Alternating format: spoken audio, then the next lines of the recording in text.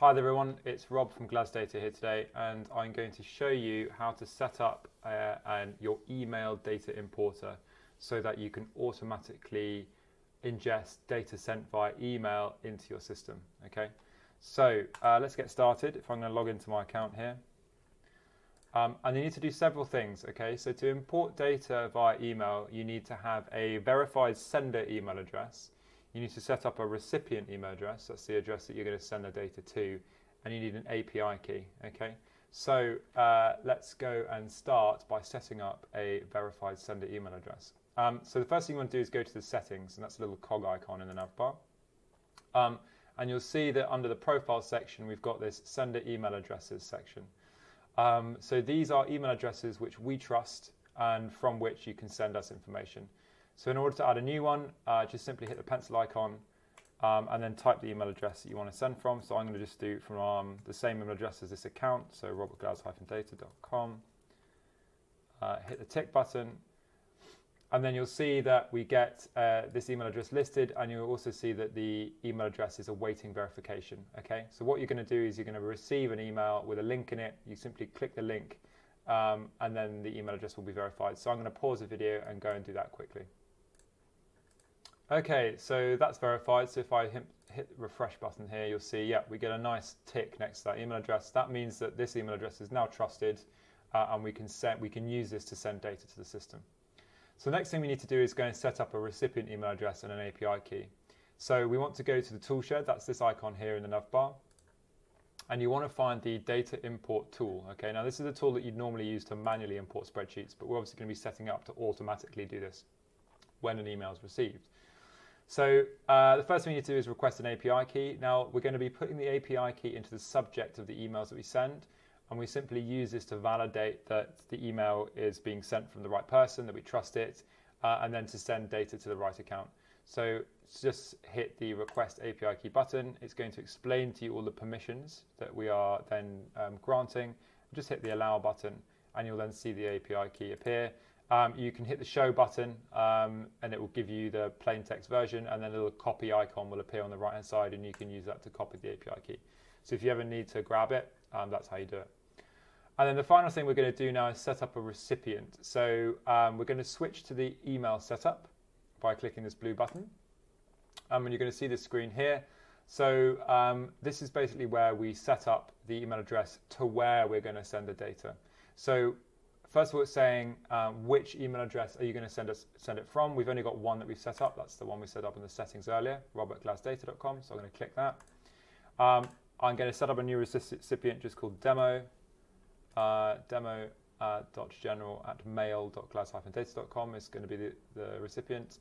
So I'm going to say, right, create that recipient.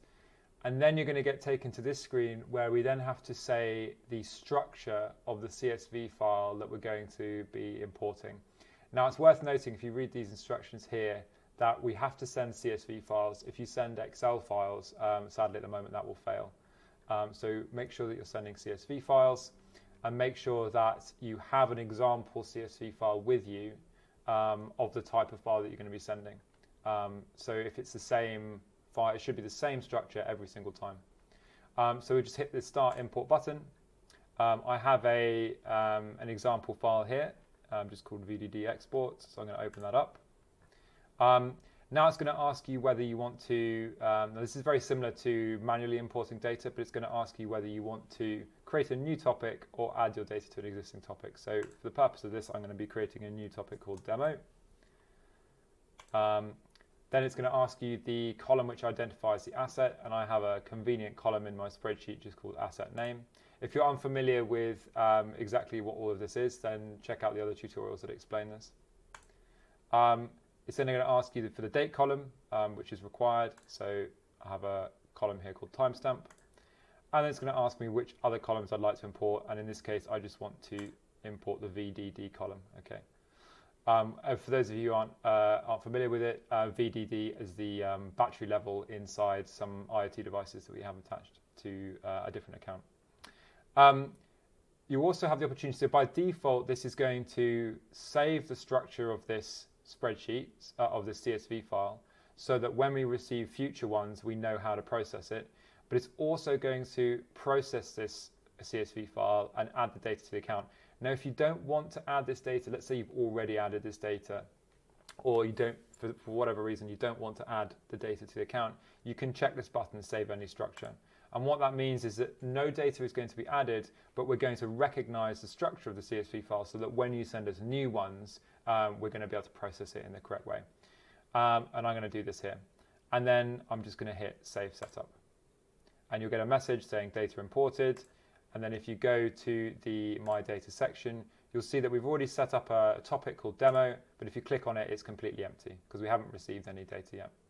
So the next thing I'm going to do is go and set up an email with this sample information, and we'll see it imported into the system. 2 seconds. So this is the email here on the left-hand side that I'm going to be composing, that I'm going to be using this email to send data to our system. And this is the CSV file here that I'm going to be sending as the attachment on the email. And you can see here that we've got the VDD topic. We've got the VDD column here, which is the actual data that we're going to be importing. We've got the timestamp, and then we've got the name of the asset. So we have a couple of different assets in here. So we should be creating a few of these. So the first thing I'm going to do is I'm going to go and get the recipient. So you can see that I'm sending it from rob@glas-data.com, and I need to go and find the recipient to put in the to. So in order to do that, we're going to go into the toolshed. We're going to go into data import. We're going to switch to the email setup, and it will list the recipients that you've already set up. And I know that I want to send this to demo, so I'm going to copy that, and then I'm going to paste that into the to email address there. Now the next thing that I'm going to be doing is I need to put the API key into the subject. So I'm going to show the API key, I'm going to copy that, and then I'm going to go back to my email, and I'm going to, in the subject, just paste that in there, okay? And what that's going to do is that's going to now validate this email so that it's properly processed. And then the final thing I'm going to do is I'm going to add the spreadsheet as the attachment. So I'm going to say add attachment, and in downloads I've got this spreadsheet, VDD export. I'm going to open that, and there we are, ready to go, okay? So now I'm going to send this email address. There we go, and then we will wait for the data to be processed. And there we go. So you can see that the data has now come into this demo topic, and if I click on it, you can see we've got 3 different assets actually. And then if we click on one of these, you can then see that the data has come in and it's been organized in date. So there you go. Now you can obviously set this up to automatically process. So if you have an automatic export, perhaps you're exporting from a database, or perhaps you're receiving emails from a third party, you can just set this up to then forward the data on, and not have to worry about it again. Thanks for watching, and any questions, do get in touch.